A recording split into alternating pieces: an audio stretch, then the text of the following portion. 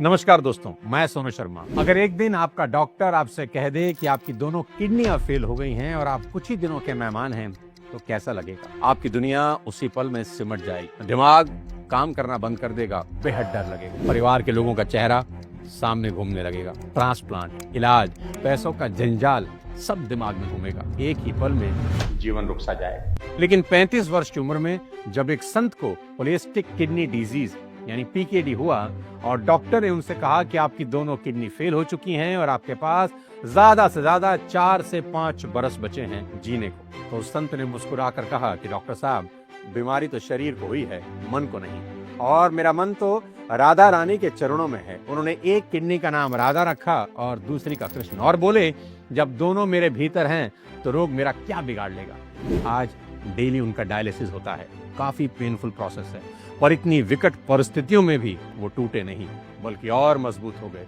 वो कहते हैं जब कष्ट भगवान का दिया हो तो वो भी प्रसाद बन जाता है।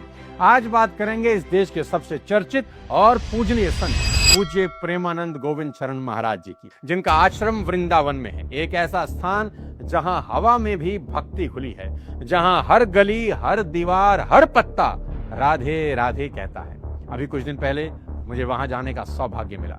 जब मैंने पूज्य प्रेमानंद जी महाराज को सामने से देखा तो ऐसा लगा जैसे वृंदावन उनके भीतर सांस ले रहा हो, और जब उन्हें सुना तो ऐसा लगा जैसे खुद वृंदावन बोल रहा हो। अर्थ जब बढ़े तो इंद्रियों पर विजय प्राप्त करने की चेष्टा करे, और जब अर्थ नहीं होता तो इंद्रियों को समन करने की चेष्टा करे भगवान के नाम बल से। उनके शब्द बांसुरी की धुन है, उनका मौन मृदंग की थाप है, और उनकी आंखें स्वयं श्री कृष्ण का प्रतिबिंब। मुझे जब उन्होंने देखा तो उनकी आंखों में माँ यशोदा जैसी करुणा थी, उनकी मुस्कान में राधा रानी जैसी शांति थी। और फिर उन्होंने मुझसे कहा कि आधुनिक प्रेरणा के साथ साथ आध्यात्मिक प्रेरणा भी जुड़ जाए तो संसार का उद्धार हो जाए। आधुनिक प्रेरणा के साथ साथ यदि आध्यात्मिक प्रेरणा जुड़ी हो, बहुत लाभदायक हो।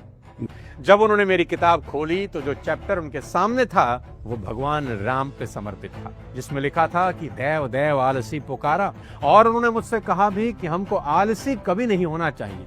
देव देव आलसी पुकारा, ये तो कभी न भूलने वाले पल थे वो कथा नहीं सुनाते, वो प्रेम जगा देते हैं। उनकी वाणी से जब शाम निकलता है तो ऐसा लगता है जैसे स्वयं कान्हा पुकार रहे हैं। जब वो कथा कहते हैं तो समय ठहर जाता है। उनकी आवाज में करुणा होती है जो यशोदा के आंचल में थी, और वो प्रेम जो राधा रानी की आंखों में था। बड़े बड़े ज्ञानी, संत, कलाकार, सिद्ध, नेता सब उनके चरणों में बैठकर मौन हो जाते हैं, क्योंकि वहां कोई संत नहीं बैठा होता, वहां खुद प्रेम और आनंद का साक्षात रूप विराजता है। क्योंकि वो उपदेश नहीं देते, अनुभव बांटते हैं। तुलसी के पत्तों की सुगंध, मोरों का नृत्य, बांसुरी की धीमी धुन, सब उनके आसपास ठहर जाते हैं। सोचिए, जिस व्यक्ति के नाम में ही प्रेम और आनंद हो वो कितना ईश्वरीय होगा। और सच्ची फॉलोइंग